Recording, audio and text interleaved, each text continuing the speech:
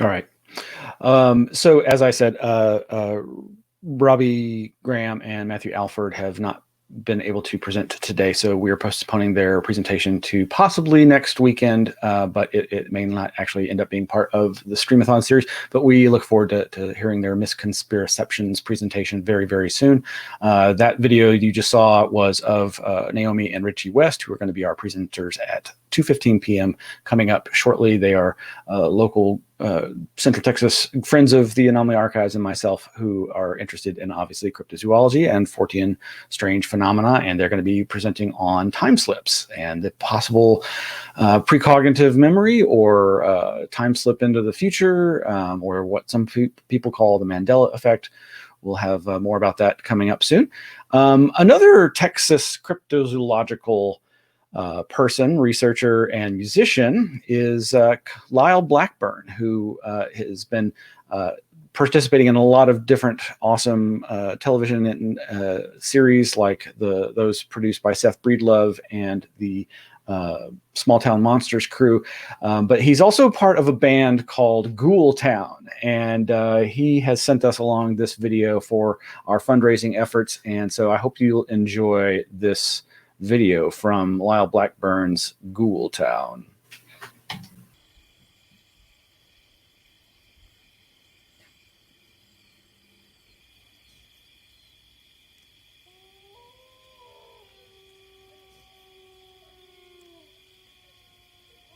The fellow on that poster been through? Not here.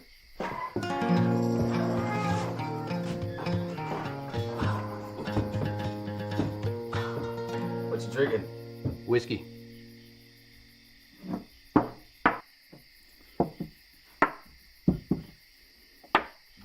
You, hunting werewolves? Maybe so.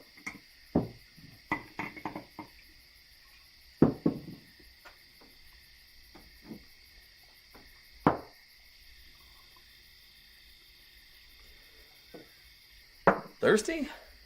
You could say so.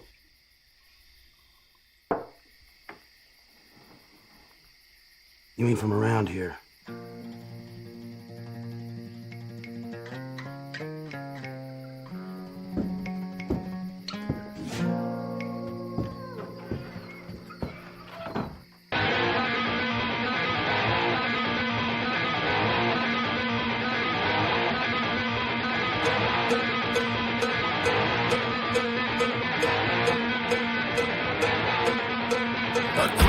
The western sky, the twitching of a nervous eye, the clicking of a chambered round, another body hits the ground.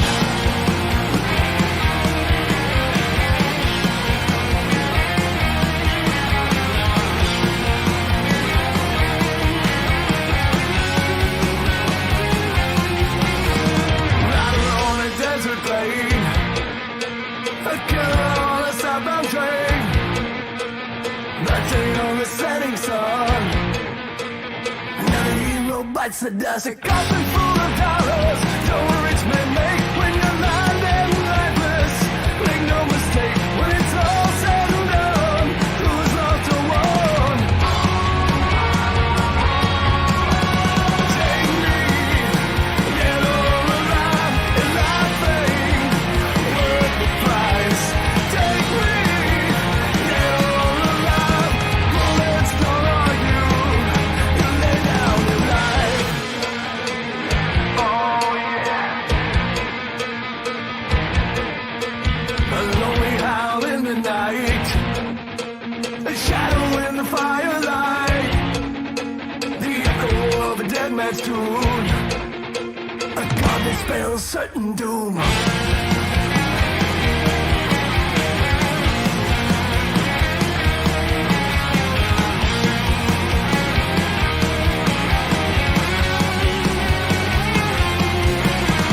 Take me, get all alive, and laughing, worth the price. Take me, get all alive, bullets don't argue, you lay down your life.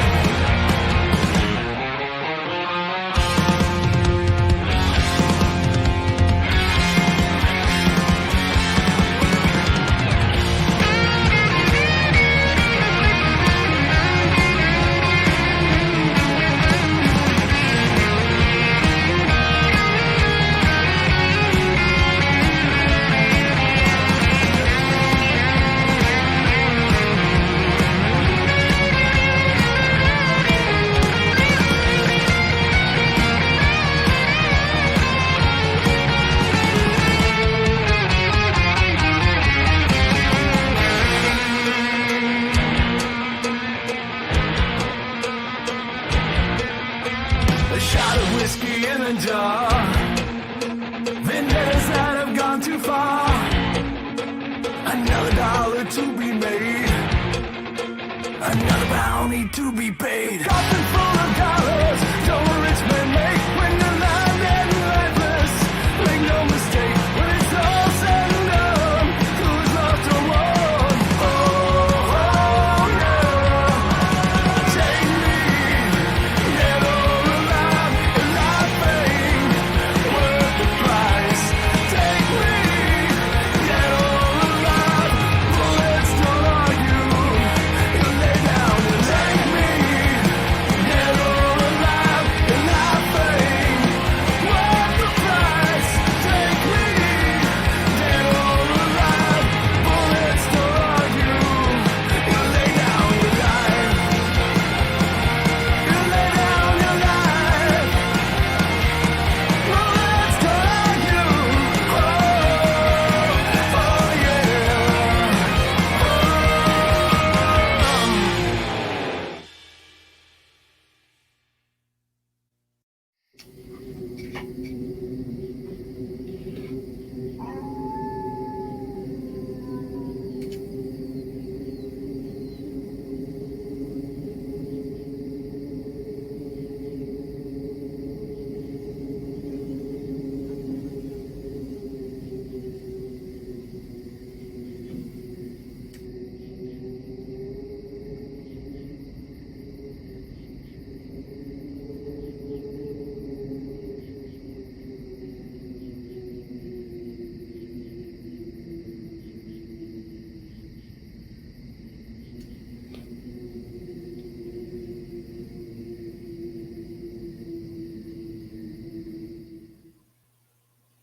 All right, folks, that was Lyle Blackburn and his band Ghoul Town.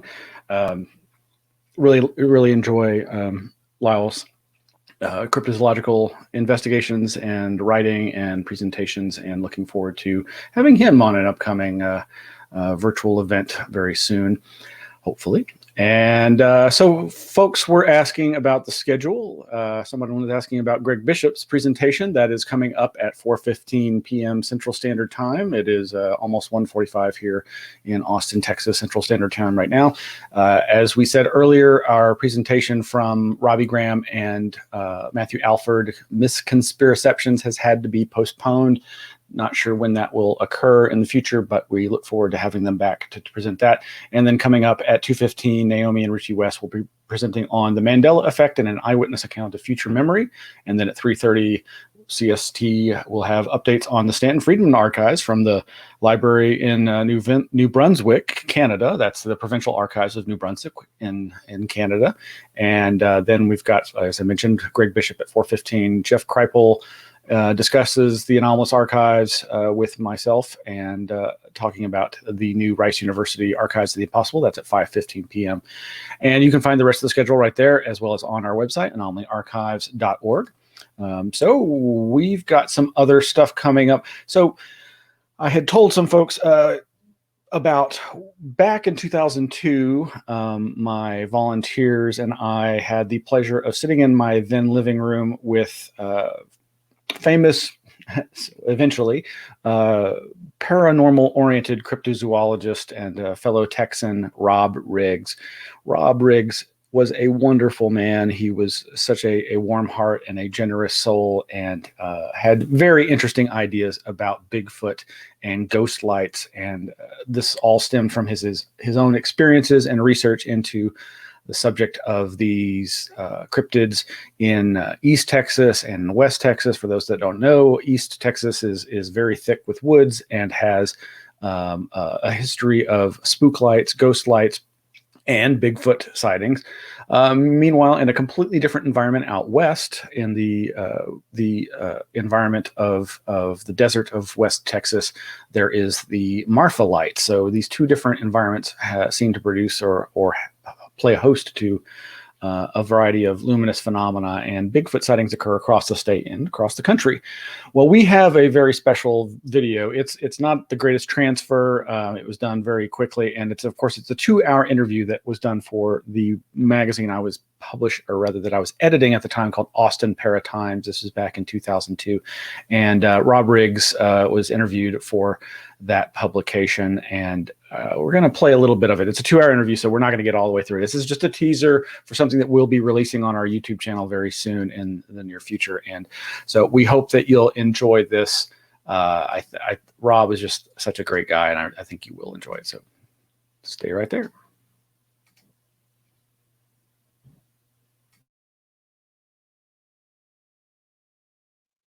Right? Yeah. But I will probably interject at once. Just Sure, anybody. okay. It's funny. I have a friend I went to high school with, and he was the editor of the Abilene paper for years and retired, and he writes a column now reviewing books, Texas writers. Mm-hmm. So I sent him my book. I got about that much. How they get blow him out. I don't think he could handle it. Should have given him wedgies in the locker room. Yeah, I don't think he quite knew how to deal with it. It's just,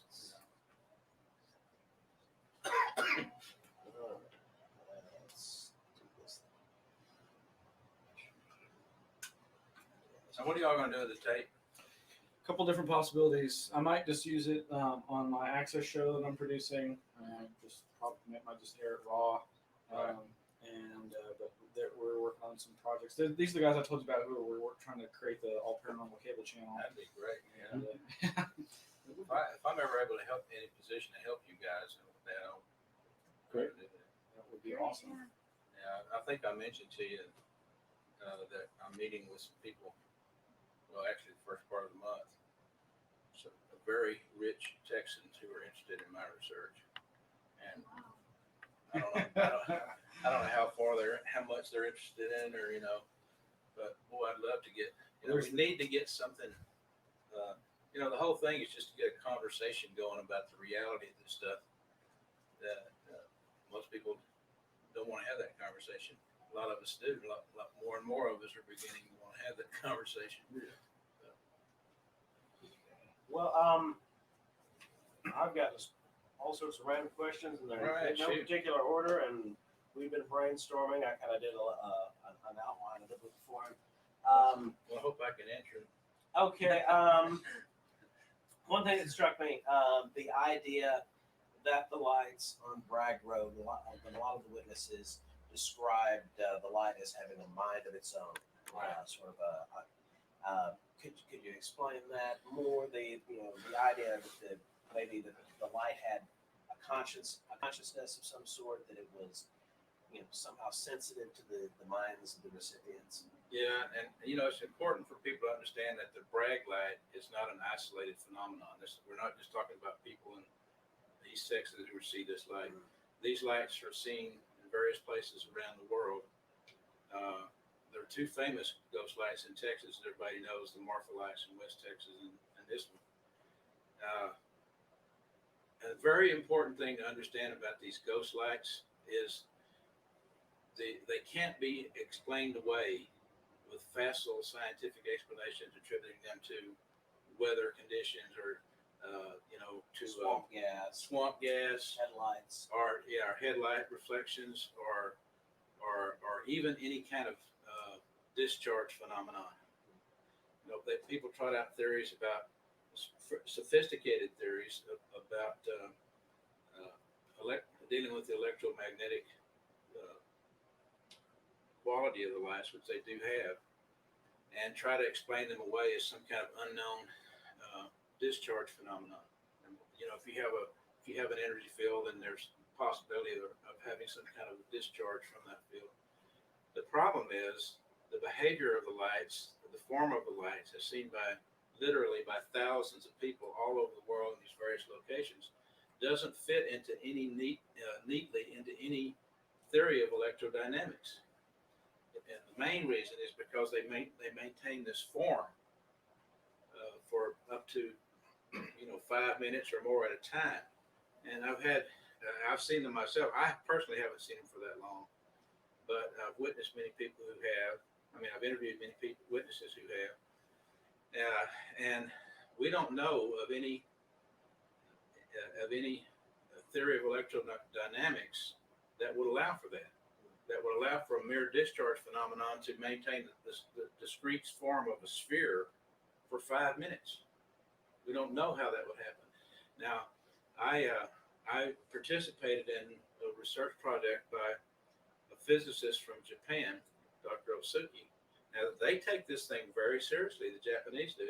I find it interesting that American scientists are so prone to write this whole thing off as swamp gas or, just to kind of dismiss it. Whereas the Japanese take it very seriously. They sent a whole team of physicists over about 14 years ago, and I was actually consulted with him. And he thinks he's still looking for a natural explanation, but he's puzzled by the fact that he's convinced that these lights do maintain this form, and he doesn't know of any. This is a physicist. He doesn't know how they do that. He's looking for some way that they do. He thinks there may be some kind of electromagnetic bottle formed, and the plasma gets to the net. But that's in terms of what we know, that's just far fetched as saying there's some kind of life form that has this luminous energy body. Now, I've interviewed many witnesses, and there's several in the book that were very typical of it, who say that the thing seems to interact with them as if it were conscious of their presence. Now, one of the things that I got into a little bit in the book was how the lights can have different forms. The most typical is one about the size of a basketball, whatever that thing is. You got about that size right there. Luminous sphere behind you. Yeah, luminous sphere, right. But they can also have a smaller form. And I was with a friend one night on the Ghost Road, and we saw this light above us in the treetops. And at first we thought it was a firefly, although I did think it was kind of unusual that it was a firefly, since this was like in January, February, it was still cold. And it was only one of them, which I thought was curious. And then and it was even more curious that this light seemed to be responding to us. It would come down, and it's like it was looking at us, and it'd go back up in the trees. And unlike a firefly, the thing would blink on, and it was like this big. It wasn't like just a little bitty firefly, it was like this big. I'd say 2 or 3 inches in diameter. And it would stay on, like it'd come on like this, and it'd stay on for like 4 or 5 seconds before it got this. And so I'm beginning to think, well, this is not acting like a firefly. Then the thing went down about 20 yards directly in front of us on the road, and hovered directly in the middle of the road, and stayed there for probably 20 minutes or so, and it would come on and then go off. And it was like it was playing a game with us. And this is typical of reports around the world. The British researchers, Devereux and Clark, who have done some of the best work, and you may be familiar with their work. Devereux has actually written several books on the ghost light phenomenon. And he talks about this also, about how they seem to have intelligence. They seem to be playful. They seem to interact with the observers. And he also has observed what he called the firefly lights. And he was the first corroboration that I got of that associated with the standing ghost light location. Because you did mention pinpoint lights also. Yeah, pinpoint lights and firefly lights, right. It seems like the lights issue from like a very intense center, but the glow comes out about like that. And I've had that one experience, and I had a couple of witnesses with me when we saw that. I've been back out there with multiple witnesses where these lights have appeared in the treetops. They're always about that big around, and sometimes they'll blink on and stay for a while, and sometimes they won't. And I even have some video of that. Of course, it's really hard to see, and you really can't prove anything with it, except that everybody who was there can testify to the fact that they all saw it. Oohing and We ahhing. have affidavits. The different witnesses you've talked to, are there any common threads in the reports, or is it just? Well, that's a good question. There's actually a wide poltergeist. there's actually a wide range of behavior that the thing has. But people that there's two. I would say there's two really strong reactions that people have. One is like just a sense of wonder at it, and the other is just abject terror. Yeah, like the one fellow you talked to that kept quiet about it for about 30 years. Yeah. Now this thing, in this case, excuse me, the light was about the size of your sphere there, and it just came right up right up to the car, and shut down the electrical system on the car. Are you guys familiar with John Keel's The Eighth Tower? This is a classic of paranormal investigative literature. He talks about unusual lights. He doesn't specifically talk about ghost lights or standing ghost light locations, but it's not uncommon in UFO and close-up encounters with UFO lights and so on that happens. That they'll cut out the electricity they'll cut out the electrical system of a car. And in that case, you can imagine if somebody's out there, the kid goes out there, he doesn't really know what it's just kind of like goes out there for the fun of it, I know something's happened, but they just heard stories, but they don't really know what they're looking for. Yeah, they just think it's just people just telling stories. And they get out there and this thing just shows up right in front of them. And it scared them because it seemed to them like it was aware of them. And even he mentioned it was like an animal that was stalking its prey. It just like it had a sinister quality to him, and it terrified these guys. But this was a case in which the light. But whereas now you thought it was having fun with him. Yeah. So pretty much people seem to run the spectrum of like you say, fear and just more interest in it and awe. Well, you could imagine though, if the thing shut out your car, and then it's like he said it was like a big eyeball looking right in the car. You can imagine that would be terrifying. So I guess it depends on what a person's expectations are, but also who knows, the lights if the lights indeed have a consciousness, what the intentions of the lights right. are. They could vary also. At times they may be more playful. At times they may be more threatening. Now, there are some other effects of the lights that are more subtle and really interesting in ways. And one of the things that's been really interesting about my book is that after having written the book, many people in Southeast Texas who have had these experiences have contacted me. And in some cases, they had experiences that just freaked them out. I mean, they didn't just see an interesting little light. They had things happen that they just really kind of shook their reality map.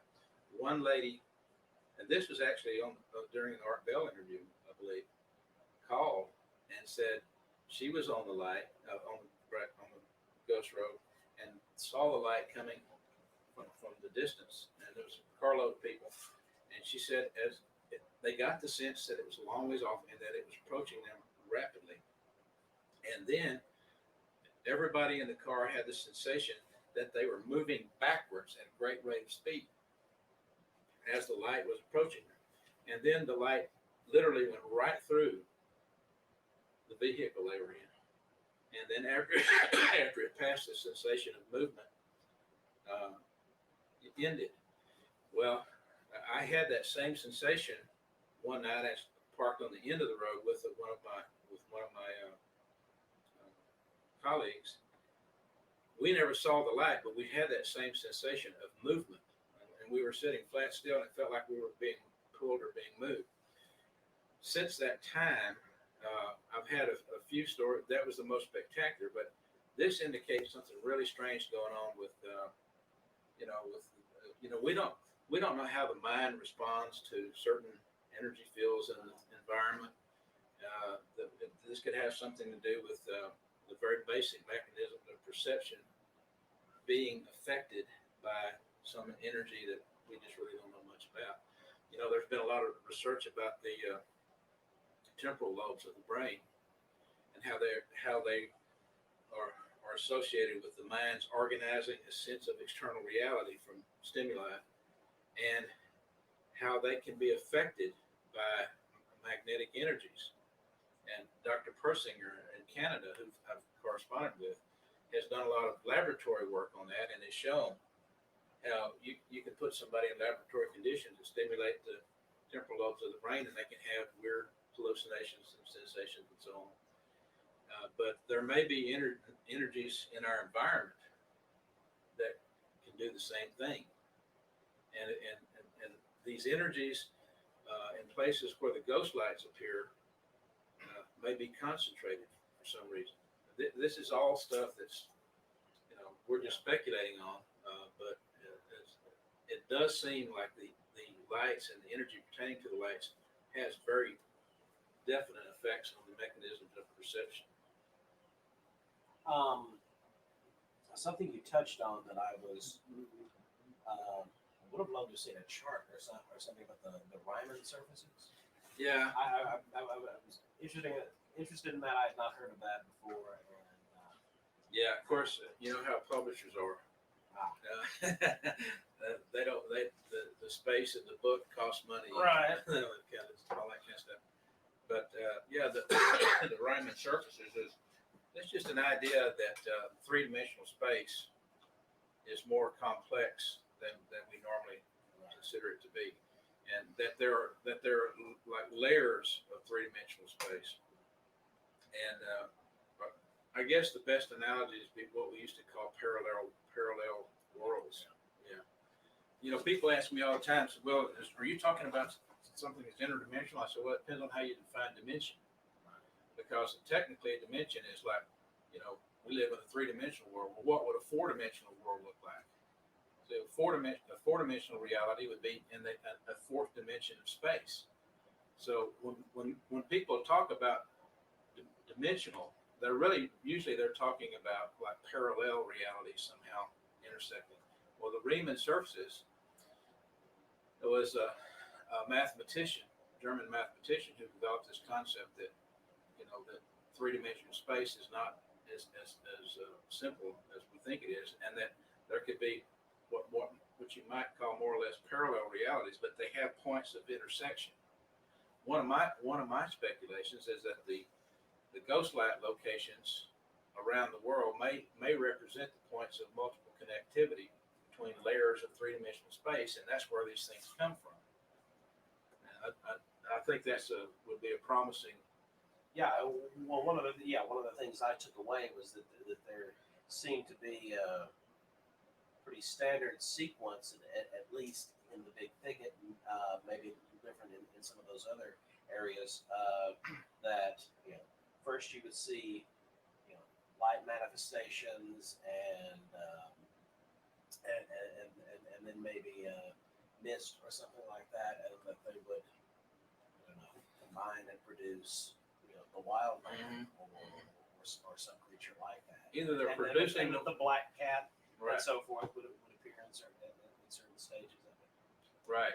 Well, one of the things that, and I in my book I acknowledge my indebtedness to Mr. Keel, and his research, his writings was actually helped me understand a lot about what was going on in the Big Thicket, because I grew up hearing these stories about all this stuff people were seeing out there and stuff, and then I began to realize that the sequence, or that you have the UFOs or unidentified strange lights, aerial lights, the ghost lights, the Black Panthers, and the wild men. It's like that these are elements of paranormal phenomena, all of which occurred in that place. Now he talked about he talks about what he calls window areas. And he says there are certain places in the world where the full range of paranormal phenomena have occurred for hundreds of years. And so I began to realize that, God, the Big Thicket is probably one of these window areas. Because the stories about these things go back as far as anybody's ever been, as far as the European civilization has ever been in the Big Thicket. These stories go back. Right. That was another thing I was curious about. Is you did cite as well as Abernathy sighting. The sightings went back. Right. Way back. I was curious about that. Yeah. And what the earliest settlers saw, what they thought they were seeing. well, that's interesting. Man, I forgot to bring this picture with me. I have some photographs of some lights that I took in another location in the Big Thicket Preserve. One of the things, reference people's frames of references change as our culture changes, as specifically as our technology develops. Of course, the old timers wouldn't have been seeing spaceships from other planets, so they couldn't even conceive of that. But there were stories of people seeing what they call the old timers would call haints, which is what we haunts, and they were basically luminous mystery lights, except they attributed consciousness and certain kind of trickster element to them. I heard a story about this was an old Cajun family that lived way back in the Natchez River bottoms, and this man was in recent times, but these stories and these abilities went way back in his family. And one of the stories is that if you knew what these haints would give you the ability to predict the future. And this man claimed that he could predict when the very day that a woman was going to have a child, or the very day that a cow would have her calf. And the way he did this is he would look at the sky, and the haint would appear, and it would look kind of like a luminous All right, folks, cloud. I'm going to go ahead and let me get this. So that's Rob Riggs from back in 2002. As I mentioned, we interviewed him for the then Austin Para-Times magazine newspaper that was published by a friend, Russell Dowden. And I was the editor, and the interviewer is, I'm having some weird distortion on. Yeah, James Bankston was the interviewer, excuse me. James Bankston was interviewing a good friend, Rob Riggs. And that was actually very early on in my friendship with Rob. And it was lucky to know him for the next 8 years. And he was an amazing fellow. He was a veteran journalist, and miss him greatly, but I was honored to speak at his memorial and speak to his importance, in my estimation, as one of the few rational, paranormal-oriented Bigfoot cryptozoology researchers. He, as you saw, had some very good ideas about the nature of these strange phenomena, the ghost lights, and possible connections to Bigfoot. So coming up is our 2:15 presentation by Naomi and Richie West. Oops, that's not the right one. There we go. And we'll be right back. In the meantime, check this out. Behold the Anomaly Archives poster. Gaze upon its magnificence. But please keep it down, for there is Shashi the alien. Do not be alarmed. But who is that mysterious MIB digging deep into the files? Steady your gaze. Patty the cryptid is elusive, and to catch even a faint glimpse is quite an achievement. thrill at the horror of a living challenged apparition who has stopped by to study a forgotten tome. Elsewhere, scattered about, the keen eye will observe artifacts of sacred and forgotten lore. After a long gaze, one may grow envious and wish to possess a physical manifestation of this grand visage. What once seemed like an insurmountable expedition is now made into an effortless side quest.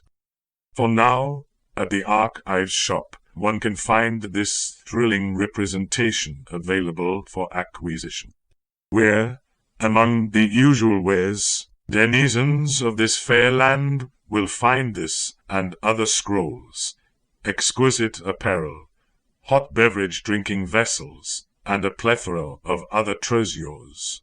Enough to satisfy the desires of any who seek the most elusive emotion of all, fulfillment.